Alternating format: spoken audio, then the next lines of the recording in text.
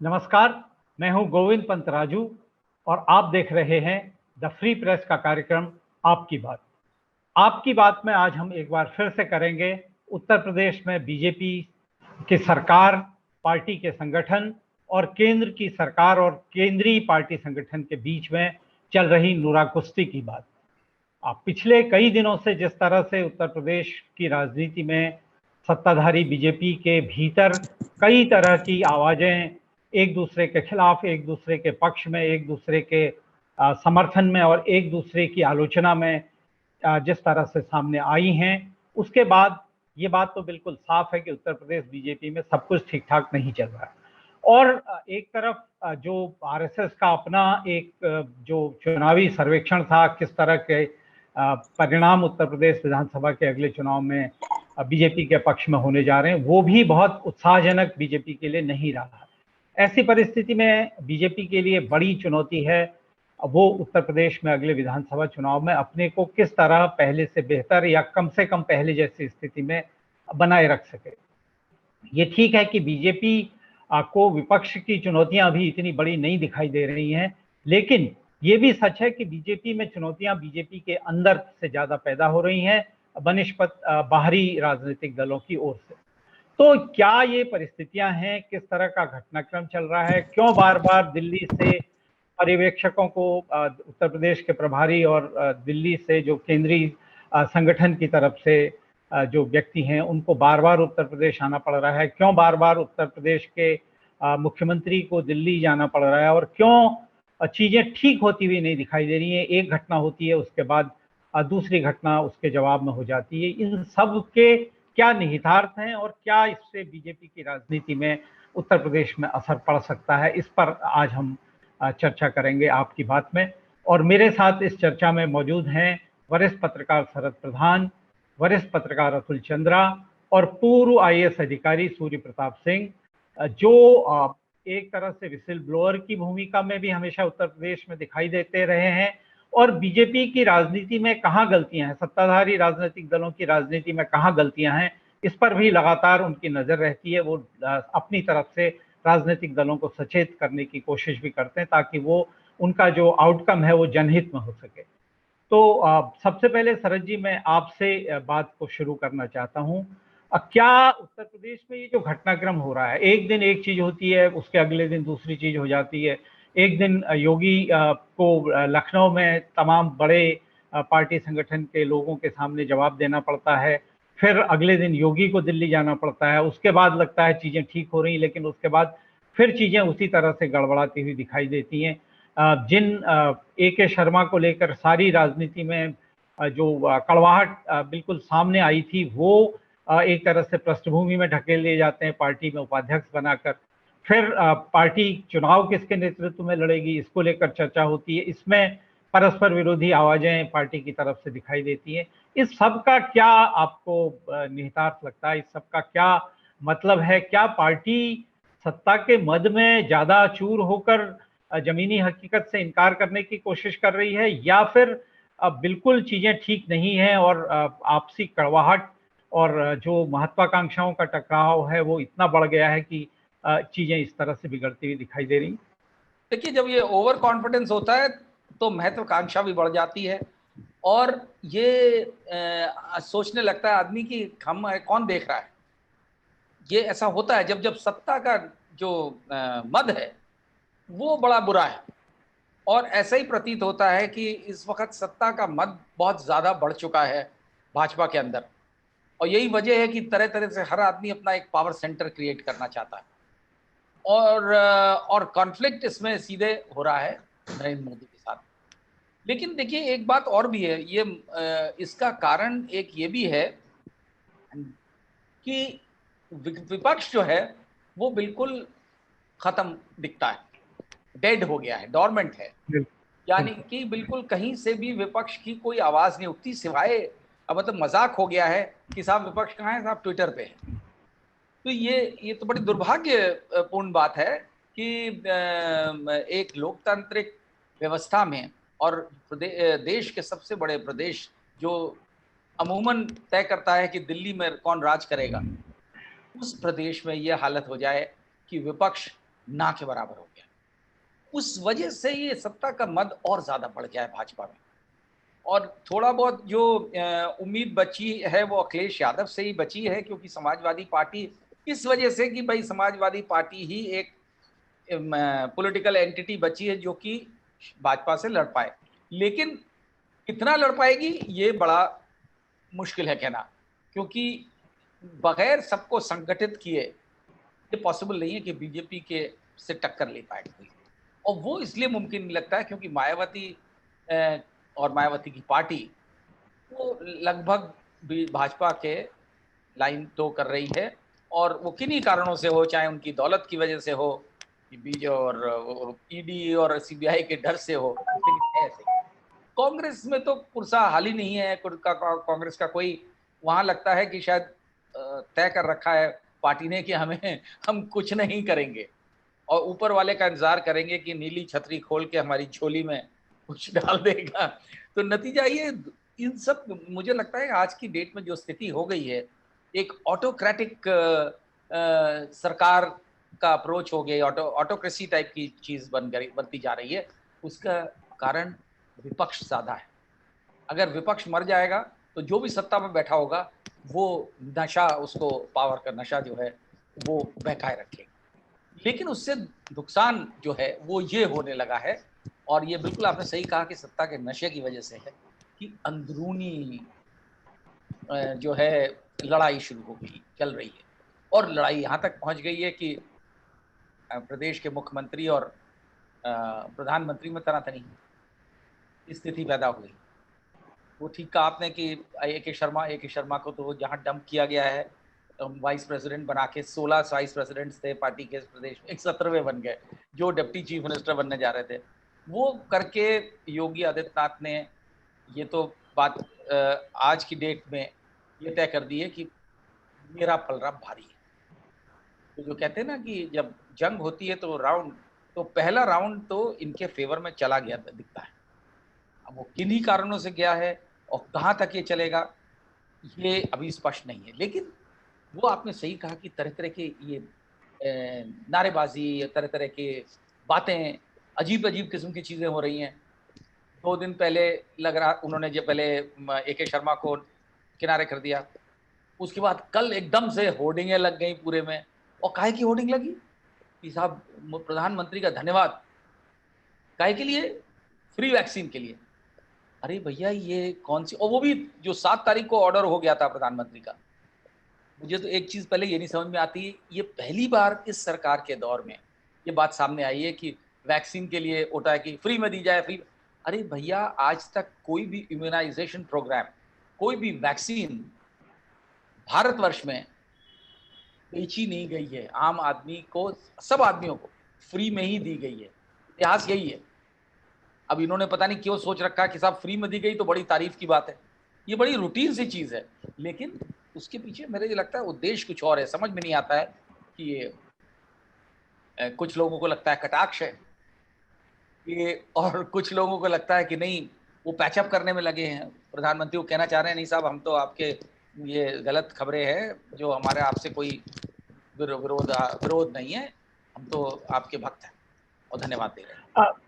इस तरह की चीजों से जी, इस तरह की चीजों से ये तो दिखता है कि सब कुछ ठीक नहीं है, कहीं कहीं कुछ गड़बड़ है। बिल्कुल। अतुल जी, उत्तर प्रदेश में अगर देखा जाए इस समय की जो राजनीतिक स्थिति है, बीजेपी बहुत मजबूत तरह से सत्ता में है। केंद्र में भी बीजेपी की सरकार काफी मजबूती से चल रही है। तब क्या वजह आपको लगती है कि इस तरह की जो तनातनी की चर्चाएं हैं, इस तरह से खटपट की चीजें सामने आती हैं? बार बार केंद्र के पर्यवेक्षकों को, पार्टी के वरिष्ठ नेताओं को लखनऊ आना पड़ता है। ये संवादहीनता है या फिर चीजें हाथ से बाहर जा रही हैं, दिल्ली के हाथ से बाहर जा रही हैं, संगठन के हाथ से बाहर जा रही हैं, इसको ठीक करने की कोशिश है? आपको इसके बारे में क्या आपका दृष्टिकोण है? देखिए 2-3 बातें हैं। शरद ने कहा कि प्रधानमंत्री और मुख्यमंत्री के बीच में लड़ाई। आपने अपने इंट्रोडक्शन में कहा नूरा कुश्ती।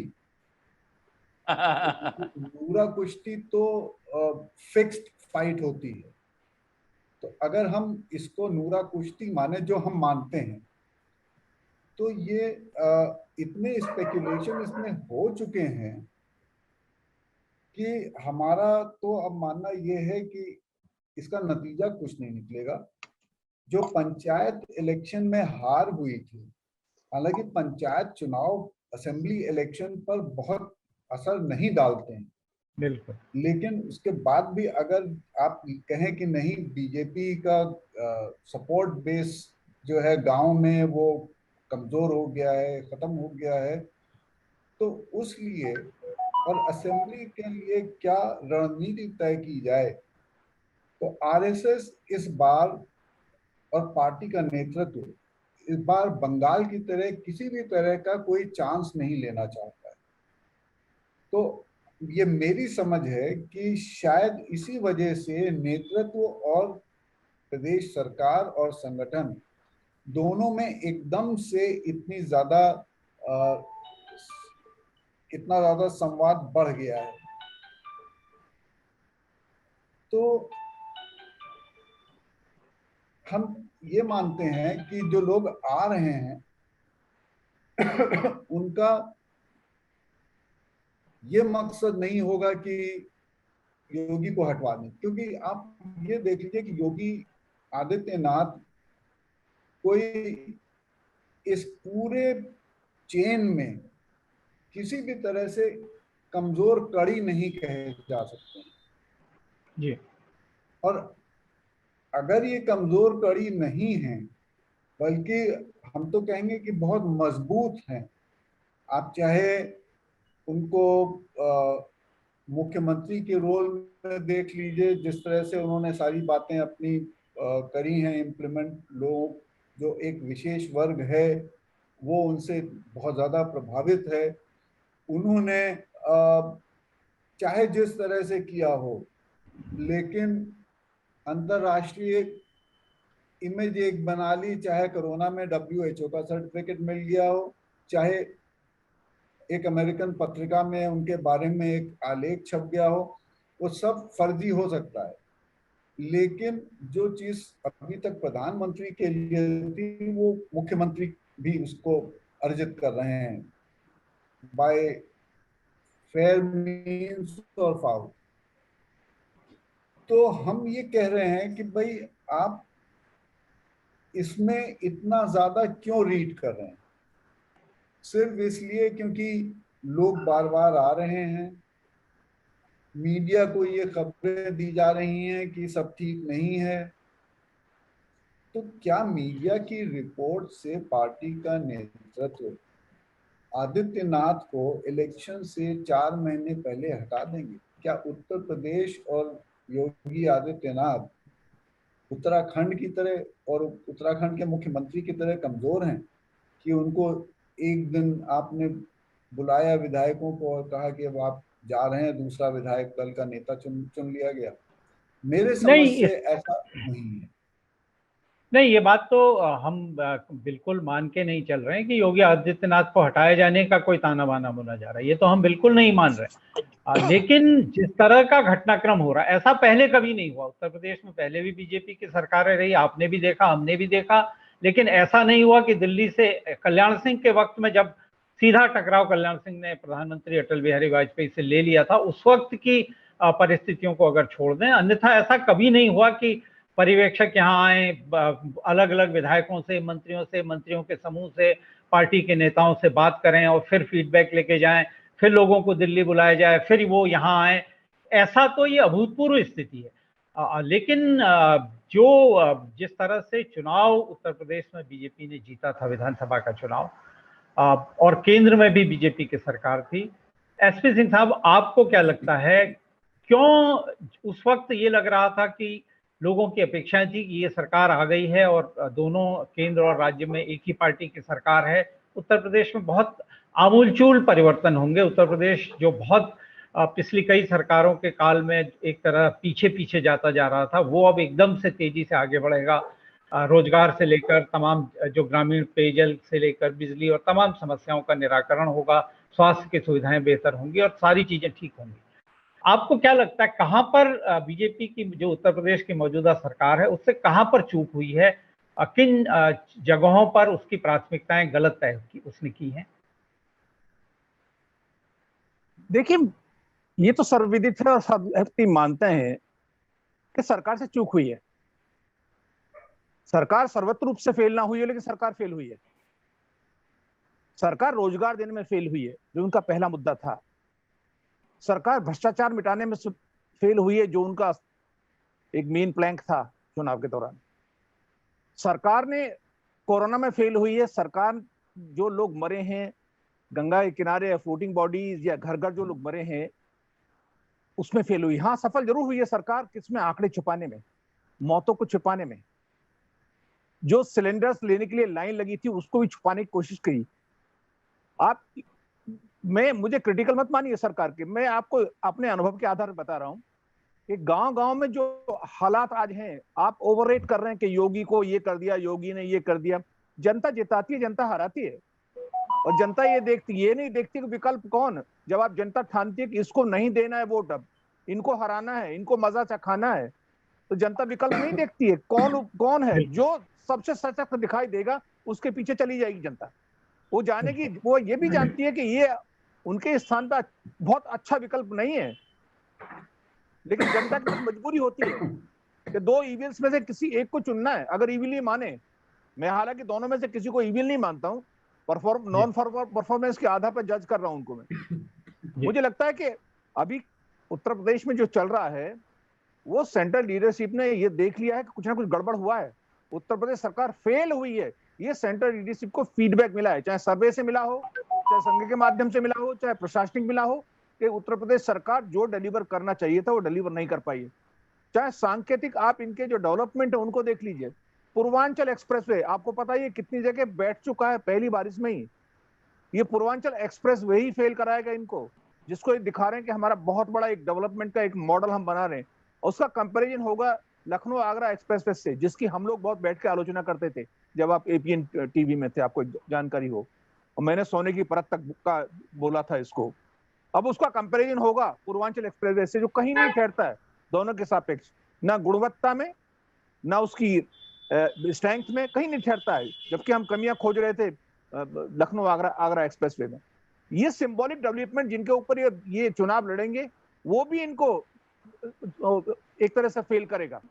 मुझे लगता है कि जनता का गांव गांव, मैं तो घूमता रहता हूँ, कोविड में भी जाता हूं मैं, और सरकार की कृपा से मुझे सरकार बलिया तक घुमाती भी रहती है, जिसमें 4-5 जिले घूम के मैं वापस आ जाता हूँ। और मेरे जैसे अदने से व्यक्ति को अब परिवर्तन का मैं बताता हूँ कैसे मुझे लगता है। लखनऊ से चलता हूँ, मेरे साथ तो कोई पॉलिटिकल पार्टी नहीं है। मुझे तो ये एक तरह का झटका लगा जब मैंने देखा कि मेरे साथ ही 15, 20, 30 गाड़ियां हो गई वहां तक पहुंचते पहुंचते। कोई अंबेडकर नगर से आ रहा है, कोई फैजाबाद से आ रहा है, कोई मऊ से आ रहा है, कोई रसड़ा से आ रहा है। और जो थाने में भीड़ थी, मैं तो देख के मैंने कहा ये किसने बुलाई है, गलत जगह तो नहीं आ गया मैं। अब समझ रहे, परिवर्तन के लिए लोग परेशान है, उनको चाहिए कुछ। वो देख रहे हैं कभी हमें कहीं पर। अब आप समझ सकते हैं, इस थाने में मैं गया था बलिया में, वो पूरा थाना चूरा था। एफआईआर हुई थी, मेरे खिलाफ एफआईआर थी। मैं थाने में गया था 161 का बयान रिकॉर्ड कराने के लिए, और थाने के अंदर जो थाना पूरा चूरा था, सारे सिपाहियों ने जब तक थानेदार आया उससे पहले मुझे बैरक दिखाई अपनी, कहीं से अपनी प्राइवेट पॉलिथीन खरीद के हम लोग थाने पे लगाए हुए हैं। हमारी बैरक्स में लेटने की जगह नहीं है। और उसमें मैंने एक बताया नहीं था लोगों को, योगी जी का फोटो टंगा था दीवार पे, और फोटो के ऊपर भी पानी चूर रहा था, चेहरे से कान से सबसे नीचे गिर रहा था पानी। मैंने कहा भाई इसको तो पहुंच दो, नहीं तुम सस्पेंड हो जाओगे। ये हालत था। मैं बता रहा हूं, जो फोर्स है, फोर्स की जो मुझे मेरे प्रति जो उनका सहानुभूति और एक प्रेम दिखाई मुझे दिया, जबकि मैंने फोर्स के लिए भाई छोटे मोटे काम किए हैं, सब करते हैं, लेकिन पता चल जाता मैसेज कि सरकारी मशीनरी का रुख किधर को जा रहा है, जनता का रुख किधर को जा रहा है। मैं अपने फीडबैक के आधार पर बता सकता हूं। आप कितना ही गुणगान करते रहिए, इस सरकार में योगी जी आए, उनकी जगह कोई आए, दूसरा आ जाए, कोई भी लड़ ले आके, देखिए ये सरकार बनी योगी जी के चेहरे पर नहीं बनी है, सरकार बनी है मोदी जी के चेहरे पे। आप देखिए, और जो मोटिव ऑपरेंडी आई उसको देखिए आप। ज्यादातर जगह पे केंद्र सरकार मुख्यमंत्री बनाती रही है। कोई मुख्यमंत्री विधायक को तो चुना नहीं जा रहा है बीजेपी में, केंद्र से आ जाता है व्यक्ति। इसलिए ये विधायक जो विधायक चुनेंगे वर्तमान में, उसमें कोई योगी जी के लोगों को टिकट थोड़ी दे दिया जाएगा। और उसके बाद विधायक दल के जो लोग होंगे, इकट्ठे होंगे, अगर जीते चुनाव तो नंबर 1 तो चुनाव जीतने की संभावना मुझे कहीं नहीं दिखाई दे रही है, चाहे एक योगी जी लाए या 2 योगी जी लाए आप, और किसी के पीछे भी लाभमंद हो। जरूरी नहीं है कि अखिलेश यादव हो, मायावती हो, XYZ किसी के पीछे हो, लेकिन परिवर्तन के लिए तैयार है प्रदेश। और ये मैसेज बहुत क्लियर है, मासेज में क्लियर है। जिस तरह का रेस्पॉन्स मैं अपने अनुभव से बता सकूंगा, फील्ड में निकलना शुरू करिए ना, कोविड से निकल रही नहीं आप, गांव में एवरेज मान के चलिए, हर गांव में 10 लोग से कम नहीं मरा है। किसी गांव में चले जाइए आप, 5-10 आदमी मरा है। हर आदमी कहता ऑक्सीजन नहीं मिली, टेस्ट नहीं हुआ, कैसे मर गए ये नहीं पता चल रहा है। बुखार आया था, खांसी हुई थी, जुकाम हुआ था, सांस फूली थी, मर गए। आप सोचते हैं मरने को, मौत को परिवार में लोग भूल जाएंगे? ये इसको कवर अप कर देंगे, चिताओं को कवर अप कर दिया तो इसको कवर अप कर देंगे। बहुत मुश्किल है, गांव में घुस नहीं पा रहे हैं बीजेपी के विधायक, आपको बता रहा हूं मैं। आप मुझे बताइए कितने फोटो छप रहे हैं बीजेपी के विधायकों को, गांव में घुस नहीं पा रहे, हिम्मत नहीं हो रही है। चुनाव प्रचार तो बात की चीज है। बिल्कुल, जिस तरह की जमीनी स्थितियां हैं, वो जिस तरह के महिमा मंडन सरकार अपनी तारीफ में अपने विज्ञापनों के जरिए करा रही है, उसके बिल्कुल उलट है। लेकिन शरद जी, जैसे SP सिंह साहब ने कहा कि अगले चुनाव में जीतने की संभावना उनको बहुत बीजेपी की नहीं दिखाई दे रही है। लेकिन जिन अरविंद शर्मा की वजह से उत्तर प्रदेश की राजनीति में मौजूदा घमासान शुरू हुआ था, उन्होंने आज पार्टी के प्रदेश अध्यक्ष को एक पत्र लिखा है, जिसमें उन्होंने आभार जताया है कि उनको इतनी बड़ी जिम्मेदारी दी गई। ये भी बताया कि वो ग्रामीण पृष्ठभूमि के थे और बहुत एक ग्रामीण पृष्ठभूमि से वो IAS में पहुंचे थे, और जब वो IAS थे तब भी उन्होंने लगातार जो अपने गांव, अपने इलाके के लिए काम करने की कोशिश की। फिर उन्होंने पत्र का जो समापन है उसमें उन्होंने कहा, नरेंद्र मोदी का धन्यवाद दिया है कि उन्होंने की वजह से ही मुझे इस तरह की सेवा करने का मौका मिला। और फिर ये लिखा है कि मुझे परम पूरा विश्वास है कि जो नरेंद्र मोदी जी हैं, उनके नेतृत्व में उनका उत्तर प्रदेश की जनता में लोकप्रियता अभी भी ऐसी है जैसी 13-14 में थी, और इस बार भी चुनाव उनके आशीर्वाद लोग उनको देंगे और उनके लिए बहुत मजबूत स्थिति बनेगी। अंत में उन्होंने पार्टी अध्यक्ष, प्रदेश अध्यक्ष और योगी आदित्यनाथ के बारे में लिखा है कि उनके नेतृत्व में ये उत्तर प्रदेश का अगला चुनाव होगा और हम इससे भी मजबूत हालत पाएंगे। आप इस पत्र को किस रूप में देखते हैं? इसके क्या मायने आपको दिखते हैं? देखिए, इसके एक माने तो बड़ा साफ दिखता है कि वो ये बताना चाह रहे हैं सबको कि नरेंद्र मोदी ही जिताया के लाए थे 2017 में, और आगे भी उन्हीं के नाम से। और क्योंकि लास्ट में मुख्यमंत्री का और प्रदेश अध्यक्ष का नाम लिखा है, वो लगता है एक औपचारिकता निभाई है। लेकिन जो सारा जो आपने जिस तरह पढ़ा पत्र को बताया, तो उससे लगता है कि सारा जोर इस बात पे है कि किस तरह से नरेंद्र मोदी ने इस प्रदेश को में बीजेपी को इतनी बड़ी संख्या में सीटें दिलाई और जिताया। और ये इस बात स्पष्ट करना, कल बड़े शालीन शब्दों में उन्होंने कन्वे कर दिया है वही बात जो SP सिंह अभी कह रहे थे कि जो मुख्यमंत्री योगी आदित्यनाथ के चेहरे पे इलेक्शन नहीं जीता गया था। मेरा तो मानना हमेशा से ये है कि मुख्यमंत्री योगी आदित्यनाथ जो है कुछ ओवररेट कर दिया जाता है जब यूपी की राजनीति की बात आती है और भाजपा के सक्सेस की बात आती है, क्योंकि उनके नेतृत्व में अभी तक 4.5 सालों में सिर्फ एक चुनाव हुआ है जो कि उनकी लीडरशिप में लड़ा गया, वो था पंचायत का चुनाव। क्योंकि 2019 का पार्लियामेंट इलेक्शन भी उनके नेतृत्व में नहीं माना जाएगा। बाई इलेक्शन हारे हैं शरद, बाई इलेक्शन हारे हैं, हाँ बाई इलेक्शन हारे बिल्कुल। और पंचायत इलेक्शन में चाहे ये एक ट्रेडिशन मान लें आपकी, पंचायत इलेक्शन इंडिकेटर नहीं होता है और पंचायत इलेक्शन का असर नहीं होता है विधानसभा पे, मेरा मानना है इस बार कहानी बदल चुकी है। ये बहुत वर्षों बाद यहाँ आइडेंटिफाई करके, पार्टी का आइडेंटिफिकेशन से इलेक्शन पंचायत का लड़ा गया। तो इसमें और फिर इसमें एक बड़ा फैक्टर था कोरोना का। कोरोना की वजह से जो बुरी हालत जो तबाही हुई है, और इन्होंने एसपी सिंह ने जिस तरह बताया कि कोई भूलेगा नहीं जो सांस के अभाव में मर गया क्योंकि ऑक्सीजन नहीं थी। तड़प तड़प के मरना होता है ऑक्सीजन के बगैर। तो इस तरह की चीजें जो गांव गांव में जो स्थिति हुई है, लोगों के पास जलाने की जगह नहीं थी, खेत में जला दिया या गाड़ दिया या फेंक दिया नदी में। तो ये सब चीजें ऐसी हैं जो आसानी से आदमी के जहन से जाएंगी नहीं। तो इतना वो ठीक बात है। और ये इन्होंने बड़ी अच्छी बात कही है जो हम शायद ओवरलुक कर रहे थे, कि जब आदमी ये तय कर लेता है, आम आदमी, कि हमें जो है नाराजगी कि हम इसको तो हराना चाहे कोई आए। मुझे नहीं लगता था कि अभी ऐसी स्थिति आ गई है कि इतनी नाराजगी हो गई है, लेकिन मुमकिन है कि अगले कुछ महीनों में ऐसा ही हो जाए।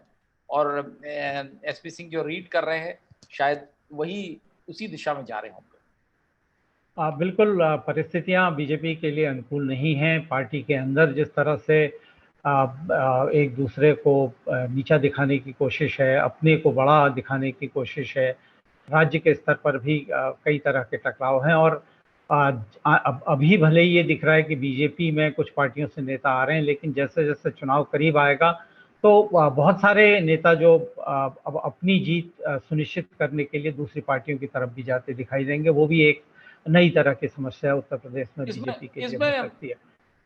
एक चीज हम और जोड़ना चाहेंगे गोविंद, कि ये जो इनके साथ एसपी सिंह के साथ हुआ है, एक सीनियर आईएएस ऑफिसर रिटायर्ड होते हुए इनके बोलने पे इनके खिलाफ एफआईआर हो गई, कई सारी एफआईआर हो गई।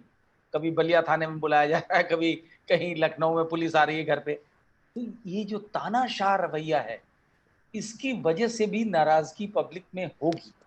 ये तमाम पत्रकारों के खिलाफ हुआ है, और कौन पत्रकार कह देगा कि साहब बड़ा अच्छा हुआ। ये जो रवैया है कि साहब आपने बोला कैसे, हमारी बुराई कैसे करी, बुराई करी तो फेक न्यूज है, बुराई करी तो देशद्रोह है, ये चीजें भी सरकार के खिलाफ जाती है। अतुल इसमें बताएंगे, अतुल को क्या लगता है? अतुल जी, ये तो एक पक्ष है पूरे मामले का। आपको आपने लंबे समय तक उत्तर प्रदेश की राजनीति को पकड़ा है, उसका अध्ययन किया है, उस पर काम किया है। आने वाला जो वक्त है वो बीजेपी के लिए अब चुनाव का बिल्कुल एक तरह से चुनाव का सिलसिला, उसका इनिंग एक तरह से शुरू हो गई है। अब बीजेपी के लिए किस तरह की चुनौतियां आने वाले दिनों में और हो सकती हैं? अब देखिए, बीजेपी के लिए जो चुनौतियां हैं वो काफी कुछ तो एसपी सिंह राव ने गिना दी हैं। जनता का जो ट्रस्ट है, विश्वास जो टूट गया है, उसको दोबारा जीतना है। और शायद योगी रुक जाओ, 10 मिनट बाद बात रहते करेंगे। योगी के रहते वो संभव ना हो। इसलिए केंद्र नेतृत्व ज्यादा से ज्यादा इन्वॉल्व होना चाह रहा है। आरएसएस भी इसी वजह से ज्यादा इन्वॉल्व होने की कोशिश कर रही है, ताकि असेंबली इलेक्शंस में पार्टी की इज्जत बचाई जा सके। क्योंकि जो हर्ष एसपी सिंह कह रहे हैं कि उनके व्यक्तिगत अनुभव बता रहे हैं होने वाला है, तो जाहिर सी बात है कि पार्टी के आला कमान को भी इतनी सूचना तो ग्राउंड से मिल ही गई होगी। भाई, आरएसएस का जो नेटवर्क है वो बहुत अच्छा नेटवर्क है। तो और एक बात, जो हमारा फीडबैक है वो, आप मोहन भागवत को छोड़ दीजिए, एक आध और को छोड़ दीजिए, वरना आरएसएस के काफी लोग भी योगी जी से खुश नहीं है।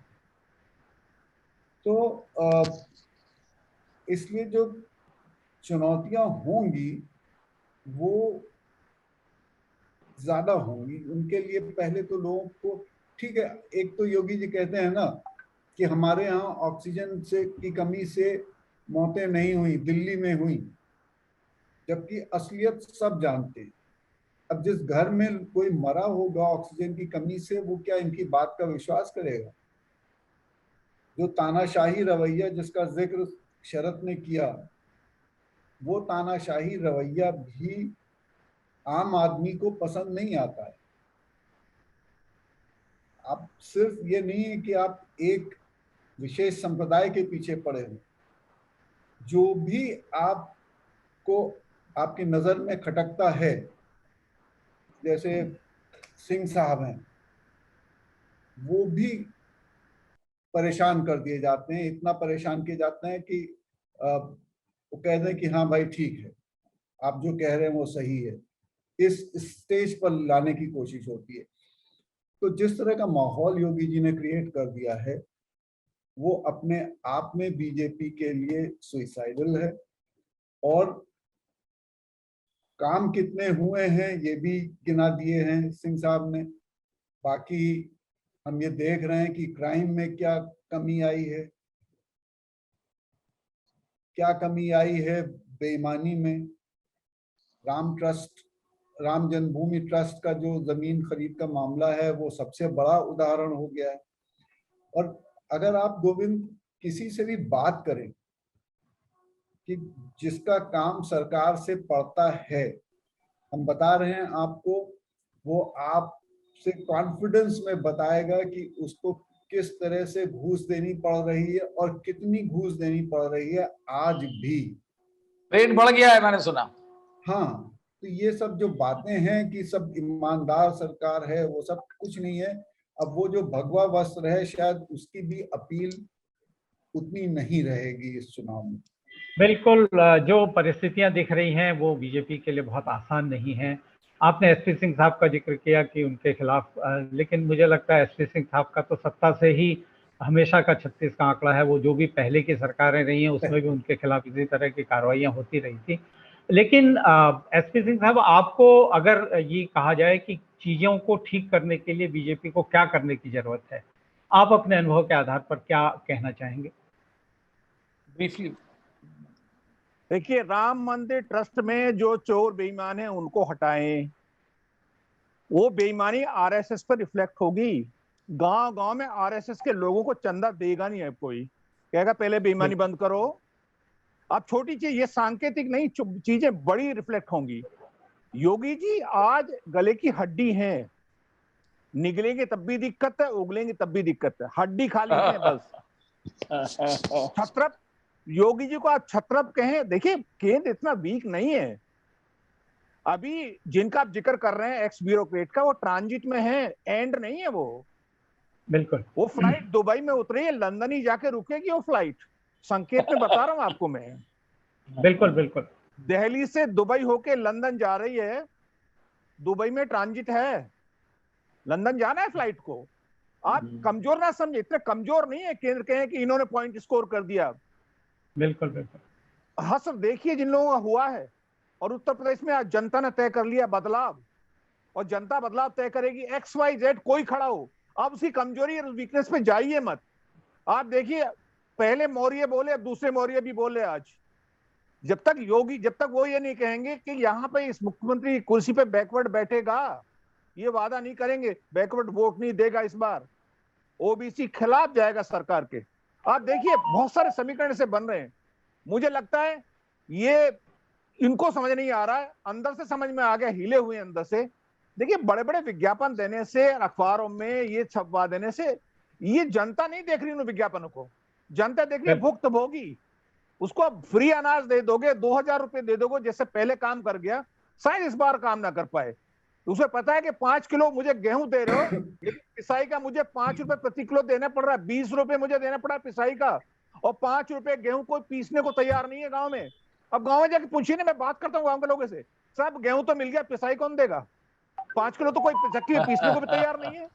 ये छोटी छोटी समस्याएं जो गांव के लोग भुगतते हैं, मुझे लगता है उनके हिसाब से आज आरएसएस फील्ड में घुस नहीं पा रही। गली मोहल्ले में हवन करने का कार्यक्रम था इनका, गांव में जाके हवन करेंगे, घुमाएंगे हवन का जो टोकरा है, घुस नहीं पाए गांव में, हवन नहीं कर पाई।